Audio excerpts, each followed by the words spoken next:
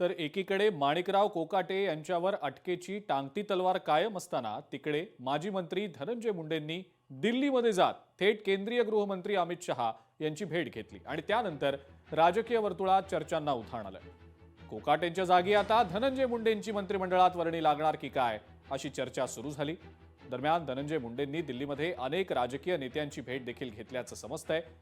इतकंच नाही तर जवळपास 1 तास धनंजय मुंडे हे संसद भवनात देखील होते अशी माहिती मिळतेय। त्यामुळे आता मंत्रिमंडळातनं कोकाटेंची एक्झिट आणि मुंडेंची एंट्री होतीये का याबद्दलची जोरदार चर्चा आहे।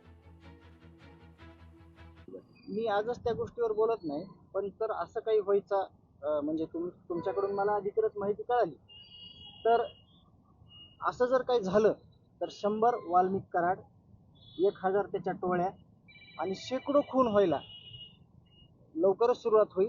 हे शासनाला करायचं असेल तर त्यांनी त्यांचा विचार जे काय पद्धतीने करायचा आहे ते करावा। यावर मी अधिकृत माहिती आल्यानंतर सगळे पुरावे माझ्याकडे आहेत की ही टोळी कशी या राजे आश्रयाखाली होती, राजकीय आश्रय कसा घेत होती आणि हे निष्पाप लोकांना कसं संपत होते।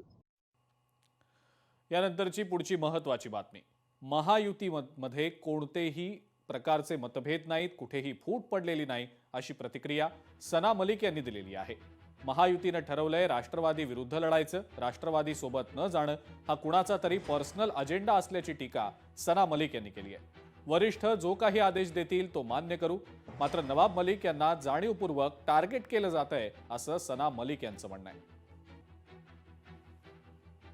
महायुतीचा जे स्टँड आहे, महायुतीमध्ये कुठेही फूट पडलेली नाही आहे, पण आम्ही जे काही आमचे वरिष्ठ सांगणार तसं आम्ही पुढे जाऊ। आमचे दोघेच अनुषंगाने स्वबळावर किंवा महायुतीसोबत आमचे सगळे रिपोर्ट रेडी आहे। आम्ही आमच्या वरिष्ठांसमोर ते रिपोर्ट ठेवणार आणि जसा आदेश येणार तसं आम्ही पुढे जाऊ। मला टार्गेट करत जाते एक मुली म्हणून, त्यांची डॉटर म्हणून ते खूप सेन्सिटिव्ह आणि भावुक क्षण असते।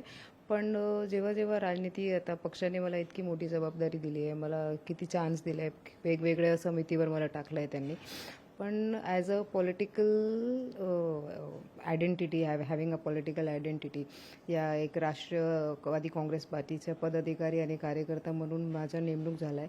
त्या अनुषंगाने बघताय तेव्हा मला प्रॉपरली पार्टीचं जे लाईन आहे ते घेऊन पुढे जायचं। पण जेव्हा जेव्हा पर्सनलवर येत आहे तर कदाचित मी असं सेन्सिटिव्ह आणि भावुक होते, पण मला वाटतं वडिलांनी इतकं मला ते सक्षम केलं आहे की मी ते हँडल करू शकतात। खूप वर्षापासून सामाजिक आणि पॉलिटिकल काम करताय त्या लोकांचा जे सगळे त्यांनी केलं आहे एफर्ट्सला मान देऊन अगर आम्हाला पक्षाला सांगितले स्वबळावर लढा तर आम्ही पूर्ण तयारी केली आहे आणि असंच जसं स्वबळावर लढण्याची आमची तयारी आहे तसंच जोश आणि एनर्जीमध्ये आम्ही पुढे जाऊन लोकांना आपली जे विचारधारा आहे त्या माध्यमातून लोकांच्या समोर आणि आमचे गेल्या 5 वर्षाची आणि किंवा ते लास्ट टेन्युअरची जे काम आहे ते सगळे त्यांच्या समोर ठेवून पुढचे आमचे जे मॅनिफेस्टो आहे ते ठेवून आम्ही लढण्यासाठी तयार आहे। लोकशाही मराठी ऐका, पहा, जागरूक रहा।